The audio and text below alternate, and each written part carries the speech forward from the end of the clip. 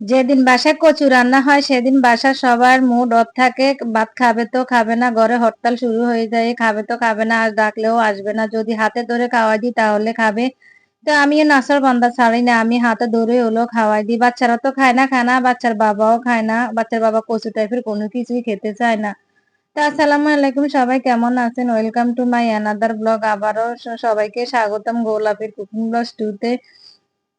তো এই যে বললাম কচুর কথা, কচু যেদিন রান্না করে সেদিন ঘরে সবাই ভাত খাওয়া বন্ধ করে দেয়। আসলে শাকসবজি তো খেতেই হবে, তাই না? কচুতে তো প্রচুর ভিটামিন আছে। শুধু কি মুরগি খেলে হবে, মাংস খেলে হবে? সবকিছুই খেতে হবে। সবকিছুর একটা সীমা আছে। যেমন মুরগি মাংস বেশি খেলেও সমস্যা, আবার শাকসবজি বেশি খেলেও আবার সমস্যা। তো এই যে সবকিছুই খেতে হবে। তো এই যে রান্না বান্না করব, আজকে রান্নার জন্য মাছ ভিজেছি, চিংড়ি মাছ ভিজেছে। চিংড়ি মাছ দিয়ে কচু রান্না হবে। এটাকে আমরা বাতামা কচু বলি কিংবা পঞ্চমুখী কচু বলি। আপনারা কে কি বলে কমেন্টস করে জানাবেন। এই কচুটাকে আপনারা কি বলেন এটা? তো এই যে আমি এই কচুটা আসলে খেতেই পছন্দ করি, আলুর মতো গলে যায়। কিন্তু কেন না জানি এই কচুটা ভালো পড়ে নাই, এটা গলতে চায় না, শক্ত রয়ে গেছে। কিছু শক্ত রয়েছে, কিছু সিদ্ধ হয়েছে, আসলে ভালো পড়ে নাই। কিন্তু অন্যান্য দিন আনলে দেখছি যে ভালোই পড়ছে, আলুর মতো একদম গলে যায়, খেতেও ভালো লাগে। তো এটা আমি কচুটা কেটে নিতেছি। এই যে দেখেন, আর ভিডিও শুরুতেই বলে রাখি, আমার ভিডিওটি ভালো লাগলে সবাই লাইক কমেন্ট শেয়ার করবেন। হ্যাঁ, চ্যানেলটিকে সাবস্ক্রাইব করে রাখবেন, তাহলে নিত্য নতুন ভিডিও দেখতে পাবেন। তো এই যে বললাম কচু খায় না, কচু খাবে না, কচু কোনো সবজি খেতে চায় না। তারপরও আমার মেয়ে দুটা খায়, আর আপনাদের ভাইয়া সব সবজি খায়, শুধু কচু খায় না। আর আমার ছেলেটা কোনো সবজি কিংবা কচু টাইপের এগুলো কিছুই খেতে চায় না। ও শুধু মুরগি মাংস, বিরিয়ানি তেরি এগুলি।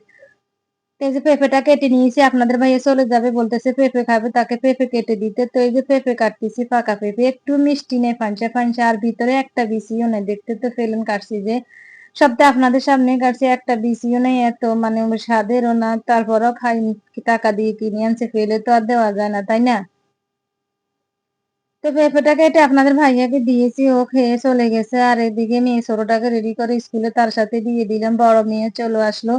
আর এই কচুটা এখন ভালো করে ধুয়ে নিতেছি, ধুয়ে তারপরে ধুয়ে আর কি রান্না বসাবো। মাছগুলো আমি ধুয়ে মানে বড় মাছটা অফ ক্যামেরা ধুয়ে নিয়েছি, এখন চিংড়ি মাছটা ধুয়ে নিব। আসলে চিংড়ি মাছ দিয়ে কচু টাইপের কোনো কিছু রান্না করলে বেশ মজাই হয়। আর যে কচু টাইপের কোনো কিছু খাবার আমার কাছে অনেক ভালো লাগে। কচুতে মানে কচু এমন একটা সবজি যে কচু গাছে আপনার 5 ধরনের সবজি পাওয়া যায়। কত ধরনের কচু যে আছে, কচু গাছ আছে। আসলে সব কচু গাছের তো আর নাম জানি না।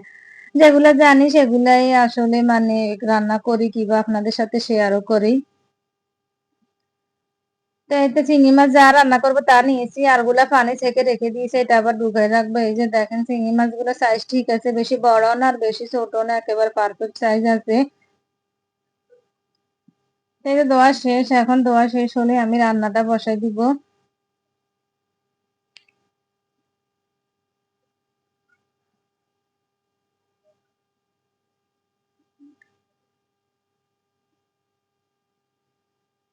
যে আজকে এগুলাই রান্না করবে। এই যে দেখেন, এই যে আমি রুই মাছটা ধুয়ে নিয়েছি, এটা চিংড়ি মাছ, ওটা কচু আর পেঁয়াজ কাঁচামরিচ সবকে আমরা কেটে নিয়েছি। আর ওটার মধ্যে আদা রসুন আছে। তো প্রথমে আমি মাছগুলারে আগে হলুদ আর মরিচ দিয়ে একটু মানে লবণ আর দিয়ে একটু মেখে রাখবো। মেখে রাখে পরে ভাজি করলে ভালো হয়, কারণ আপনার মাছের ভিতরে লবণ ঢুকে। তো এই যে আমি এখন মেখে এগুলো কিছুক্ষণ রেখে দিব, তারপরে আমি কচুটা রান্না বসাই দিব।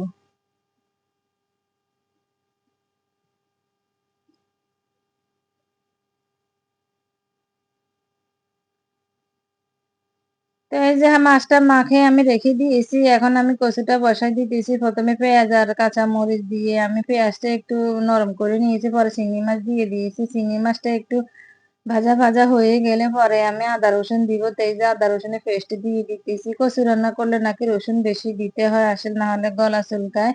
আর ওটা ওই রকম কচু না, মাটির নিচের আলু দেখছেন, তবে মাটির নিচের আলুর মতোই এটা, কিন্তু মানে এটা একটু শক্ত টাইপের হয়। শক্ত হলে কি হয়েছে, রান্না করার সময় এটা গলে যায়। কিন্তু এই যে কচুটা ভালো পড়ে নাই, তাই কিছু শক্ত রয়েছে, কিছু নরম হয়ে গেছে। তো এই যে কথা বলতে বলতে সব মশলাই দিয়ে দিলাম, দিয়ে এখন এই চিংড়ি মাছগুলো পানি দিয়ে একটু হালকা আমি ঝোলটা কষা নিব, মানে মশলাটা একটু কষা নিব আর কি। তো মশলাটা আমার কষানো হয়ে গেছে, এখন আমি সেই কচুটা দিয়ে দিব, কেটে রাখা কচুটা দিয়ে দিব।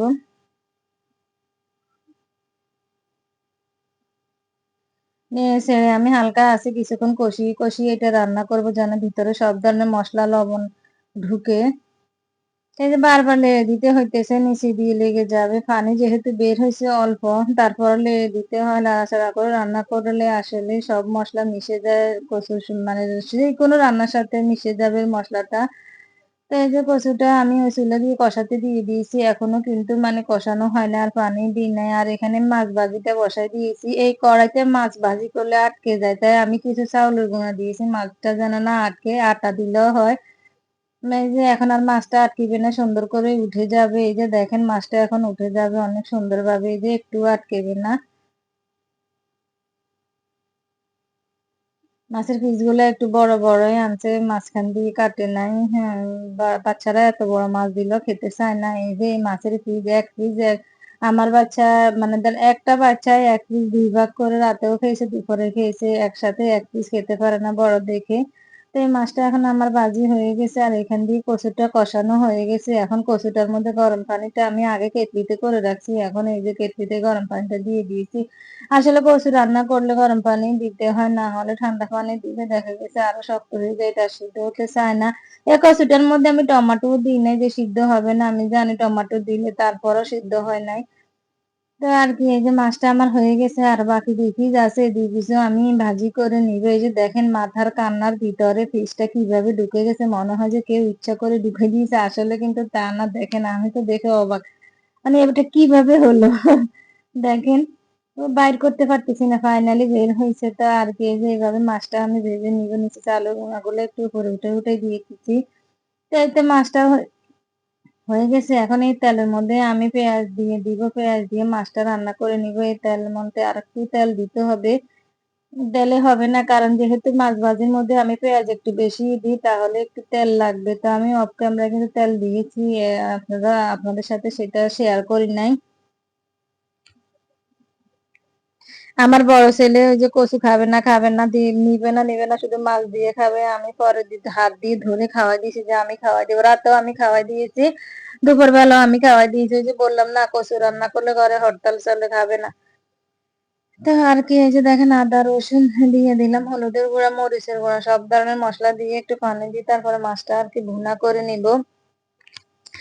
প্রত্যেকদিন কি আর মুরগি ভালো লাগে বলেন, কি বা মাংস ভালো লাগে, কিন্তু ওর প্রত্যেকদিন হলে ওর কাছে মনে হয় যে এটাই ভালো লাগে। আসলে বাচ্চাদের কি আর বলবো, সব বাচ্চারাই নাকি এমন, ফেসবুক বা ইউটিউবে দেখি তো বলে, অন্যান্য আপুরা বলে ওনাদের বাচ্চারাও নাকি খেতে চায় না, মুরগি মাংস হলে ওদের নাকি হয়ে যায়। আর আমার আত্মীয় স্বজনের মধ্যে অনেকেই বলতেছে যে বাচ্চারা সবজি খেতে চায় না, তো সবজি এত বেশি রান্নাও করা হয় না, বাচ্চাদের জন্য বড়দেরও খাওয়া হয়ে যায়। মানে খেতে হয়, এত আইটেম তো আর প্রত্যেকদিন রান্না করা সম্ভব না, বুঝেন না। তো যাই হোক, এই যে কথা বলতে বলতে মাছটা তো হয়ে গেল। এই যে মাছটা এখন আমি একটা কড়াইতে নিয়ে, মানে এই কড়াইটা থেকে আমি সবসময় যে পাতিলে ঢেলে নিই ওইটাতে ঢেলে নিব। দুপুর বেলায় আমি হাঁড়ি পাতিল সব ধুয়ে রেখে দিই একটা থেকে একটা নিয়ে, আর আমার রাতের বেলা কষ্ট হয় না। আর কচুটা তো আমার রান্না হয়ে গেছে, বাগার দিলে আর মানে রান্না ডান হয়ে যাবে। কচুটা কড়াইতেই থাকবে, কচু যেহেতু বেশি, তো কচুটা আমি রাতেই নিব। তো আজকের ভিডিও এখান পর্যন্ত, সবাইকে আল্লাহ হাফেজ।